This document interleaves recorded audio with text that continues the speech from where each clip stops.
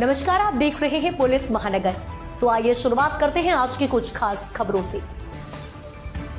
AIMIM chief Ashiruddin Owaisi ने ऐलान किया कि पार्टी के पूर्व सांसद इम्तियाज जलील विधानसभा का चुनाव लड़ेंगे। इसके अलावा मुफ्ती इस्माइल काशमी, फारूक साहब, फारूक शाब्दी और रईस लस्करिया भी विधानसभा चुनाव में पार्टी के उम्मीदवार होंगे। ओवैसी ने कहा कि और उम्मीदवारों की घोषणा बाद में की जाएगी।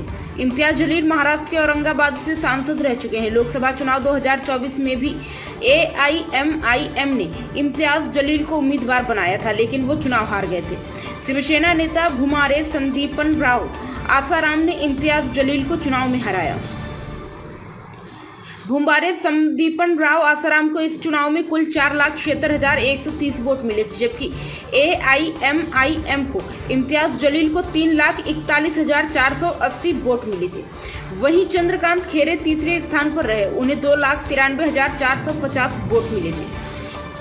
AIMIM प्रमुख अशरुद्दीन ओवैसी ने वक्फ बोर्ड की जमीन को लेकर केंद्र सरकार पर हमला बोला। उन्होंने कहा कि अगर खुदा ना खास्ता ये कानून बन जाएगा तो फिर आपको जितनी मर्जी उतनी वक्फ की जायदादें हैं उसको रजिस्टर करवाने के लिए जब आप कलेक्ट्रेट साहब के पास जाएंगे तो वो बोलेंगे कि इसका कागज कहाँ है। CAA में कागज पूछ रहे हैं, इस कानून में भी कागज पूछ रहे हैं।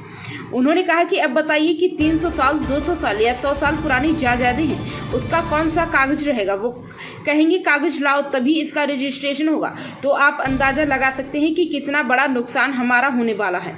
फिर उसके बाद इसमें सेक्शन 3C है, वो ये कहता है कि अगर कोई भी जायदाद वक्फ की है तो कलेक्ट्रेट फैसला लेंगे। कलेक्ट्रेट साहब के पास कोई भी जाकर बोल देंगे कि ये जायदाद वक्फ की नहीं है। उन्होंने आगे कहा कि शिवसेना, BJP और RSS वाले अगर बोलेंगे कि ये मस्जिद और दरगाह वक्फ के नहीं है तो कलेक्ट्रेट इसकी इंक्वायरी करेगा और जब तक इंक्वायरी मुकम्मल नहीं होगी वह वक्फ का नहीं रहेगा।